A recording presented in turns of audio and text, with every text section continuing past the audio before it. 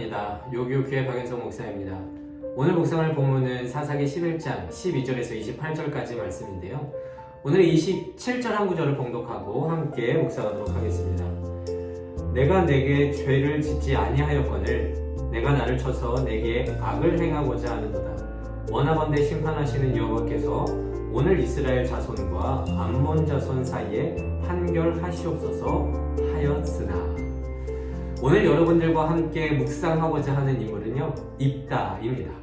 그는 하나님께서 암몬 자손의 손에서 이스라엘을 구원해내기 위해서 세운 사사인데요. 기생의 자식으로 태어난 그는 신분의 한계로 인해서 형제로부터 왕따를 당하고 집에서 쫓겨났습니다.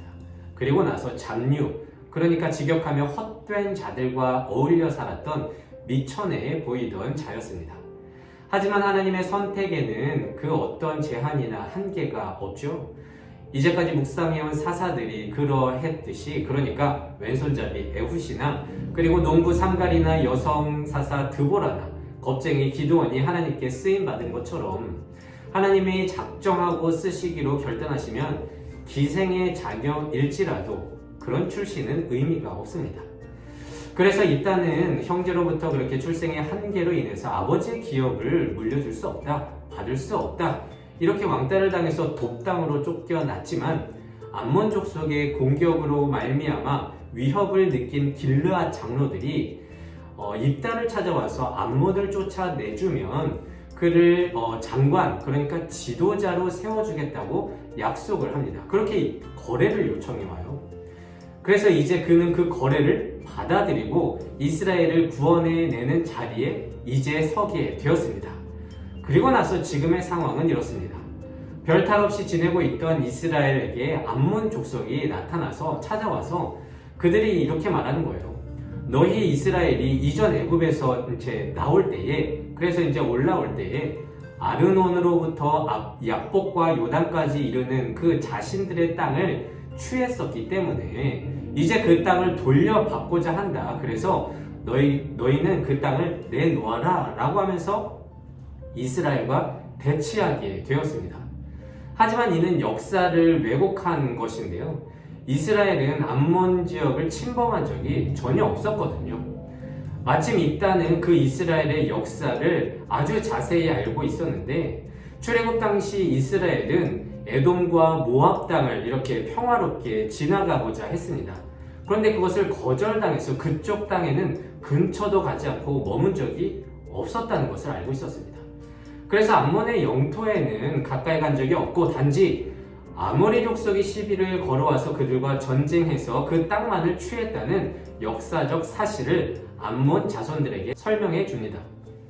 또한 이스라엘 백성이 이 땅에 거주한 지 300년이나 지났는데 그동안 땅을 찾으려는 시도가 전혀 없었다가 갑자기 이제 와서 돌려달라고 하는 것은 정말 억지라며 최대한 입다는요, 그들을 대화로 설득하면서 평화롭게 협상하고자 했습니다.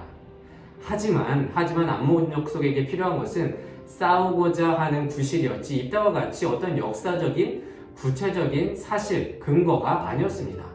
그래서 결국 입다와 암몬 왕의 입장 차이는 좁혀지지 못하고 오늘 말씀 28절처럼 암몬 자손의 왕이 입다가 사람을 보내어 말한 것을 듣지 아니하게 되면서 앞으로 전쟁을 치르게 됩니다. 오늘의 입다의 상황을 통해서 우리는 한 가지 성경의 메시지를 알게 되는데요. 첫째는 세상은 믿는 자들을 편하게 놔두지 않고 거짓과 왜곡으로 시비를 걸어온다는 것이고요. 그래서 그런 시비에 맞서서 감정적으로 물리적인 충돌을 일으키지 않는 것이 지혜라는 것입니다. 여러분, 우리가 살아가다가 뜻밖의 문제에 휘말리게 될 때가 있는데요. 참 억울하기도 하겠지만 세상은 원래 그렇다는 것을 인정해야 합니다. 그래야 그렇게 크게 상처를 받지 않아요. 그래서 우리는 결국 세상과 부딪히며 살아갈 수밖에 없는 존재인데요. 그럴수록 우리가 의지해야 할 것은 다른 것이 아니라 힘이 됐든 사람이 됐든 다른 것이 아니라 진실이며 진리라는 것입니다. 그래서 문제가 일어나게 되는 것에 대해서 스스로 자책하기보다 그 문제를 무사히 통과할 수 있도록 진실과 진리를 알고 준비하는 신앙적 자세가 요청됩니다. 그렇지 않으면요, 감정에 치우쳐서 괜한 실수와 더 큰 손해를 휘말린 문제 가운데에서 보게 되거든요.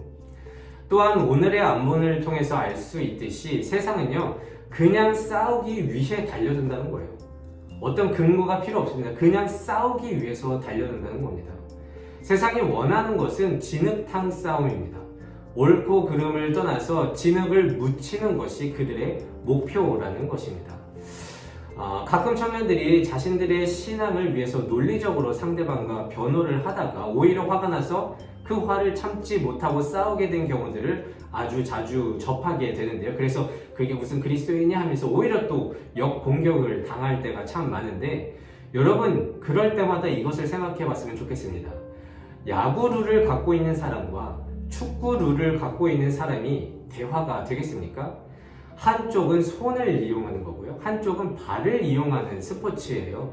그런데 서로를 향해서 이 규칙이 맞네, 이 규칙이 틀리네, 이게 대화가 되겠습니까? 세상의 시비는요, 이와 같습니다. 그러니까 좁힐 수 없는 기준, 원래부터 다른 기준을 갖고 충돌을 하려고 막무가내로 온다는 거예요.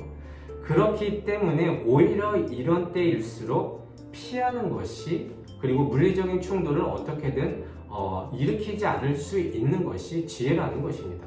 그래서 여튼 입다는 그런 세상 속에서 암몬의 거짓 그리고 왜곡과 시비에 지혜롭게 대처하였습니다. 그 시비는 말도 안 되고, 그리고 그래서 지쳐서 화나게 만들 수 있었지만 그는 감정보다 진실에 의지하여서 암몬과의 충돌을 1차적으로 피할 수 있었습니다.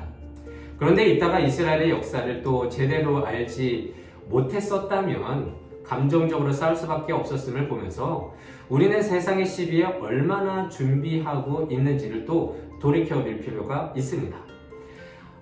만약 그런 준비가 없다면 분명 우리는 감정적으로 휘말려 진흙탕 싸움에 말려 들어갈 수 있는데, 신앙적으로 답할 수 있는 그런 모든 것들을 스스로 준비할 필요가 있다는 것입니다. 그래서 오늘은 이렇게 기도하기를 원합니다. 하나님, 세상은 끊임없이 거짓과 왜곡으로 믿는 자들을 진흙탕 싸움으로 끌고 오는 그런 싸움을 걸어옵니다. 이것이 세상이면 우리는 그 안에서 항상 부딪히며 살아갈 수밖에 없는 존재인데, 하나님, 우리는 오직 진실과 진리에 의지해서 그런 세상의 시비에 지혜롭게 대처할 수 있는 신앙적 태도를 기를 수 있는 힘을 주시고, 그리고 그렇게 세상 속에서 그리스도인으로서 살아내는데 조금도 부족함이 없는 지혜를 허락하여 주시옵소서. 그래서 오늘도 이 말씀을 붙들고 한날 승리하면서 살아갈 수 있는 우리 모두가 되시기를 진심으로 소망합니다. 기도하겠습니다.